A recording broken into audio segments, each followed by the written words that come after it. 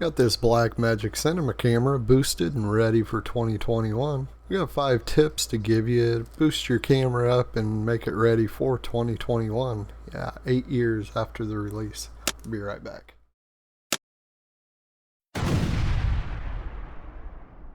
Alright, we're back here with this camera that's about 8 years old. I do believe these released in 2013 by BlackMagic Design, and they did a great job on this camera.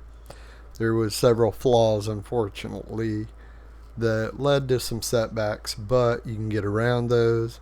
You can get these cameras for about $400 or $500 right now, from what I'm seeing. With a few little tweaks, you can get this thing boosted and ready for 2021, making your video look great even now. I know 4K is starting to sweep across a lot of places, but I'll tell you, with just these 5 tricks, you'll probably be surprised what this little camera can still do. Really pretty. Yeah, she is.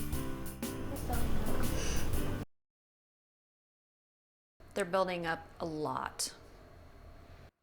Yeah. Bad memories from there. Now, probably the first thing that you'll want to upgrade and drop the $7,500, whatever you do pay, is one of the little cages. You don't need this exact one. There are even some partials, which is all I have. I got a 5-inch monitor on top. The small screen is a big problem on these BlackMagic cameras, so definitely get you an external monitor, and you'll need that cage to mount that to. One of the other really important options is a speed booster. This is a Viltrox. Now, I did get the Metabones myself. Just make sure it does fit for that micro 4/3, and mine goes from micro 4/3 over to Nikon F mount. So make sure you do match that up and get the right one for your BlackMagic camera, which is a micro 4/3 to whatever that adapter is made for. And make sure it's a speed booster with glass in it. They're adapters, they do nothing for you. You want the speed booster so that you can get that crop factor knocked down. Otherwise, your video is not going to be any better than what it was, not with just an adapter. Now, this is probably the single most important thing that I've got, and this thing is only $23.75, and that's on Amazon at least. Now, I'll leave a link in the description so that you can find this. You know, after you pay your tax online, even now, it's $25. I mean, this Kingston Select Plus. Now, make sure you do take notice, Canvas Select Plus. I got a couple of 128s. I'm probably going to grab a couple more. There are a couple different sizes of these, but this one does work good. And somebody had it in a video earlier, never tried it out very much. I've recorded with this constantly, and it is working all the way up into RAW. I use ProRes HQ. I really don't see a whole lot of difference between HQ and RAW, so I use ProRes HQ, and it's worked for months.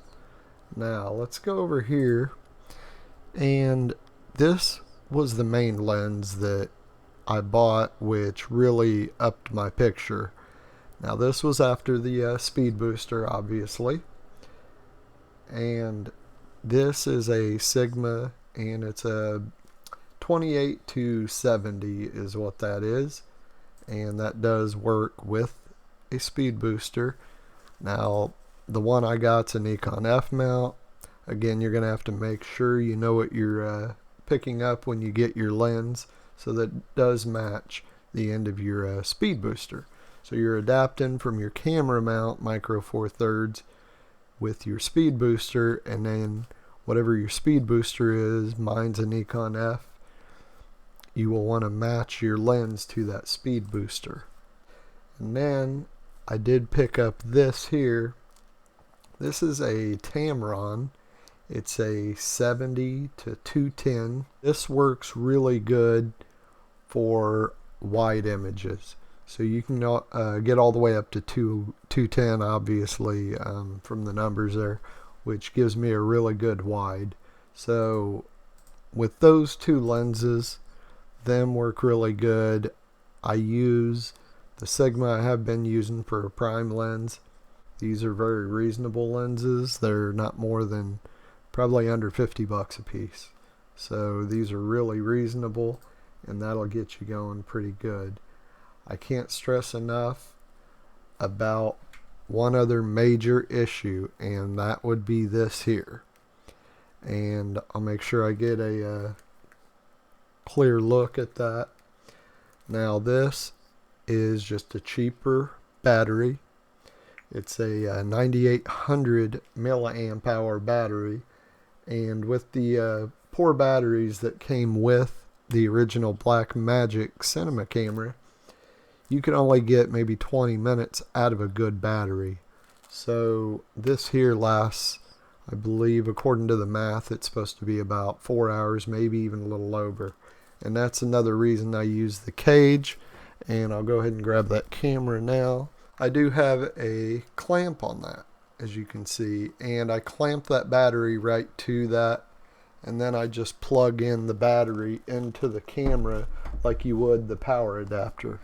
And this 9800 may be a little far for some people. I only paid about 23 bucks for this, but it's been a little while. I'll leave a link in the description. They're running about 32 now. But I'll tell you, whether it's a 9800 or one of the other ones, this battery has been amazing. It's been a blessing. You don't lose power. You get a lot more than the original 20 minutes. You know, I wouldn't doubt I may get up to 3 or 4 hours out of that battery. I did want to remind you, if you did like the video, go ahead and give us a like. If you like the tips and tricks and some of the reviews before you go out and pay that money on those products, make sure you subscribe to the channel. We'll have more videos coming soon. Thanks again for joining us. I'll see you in the next video.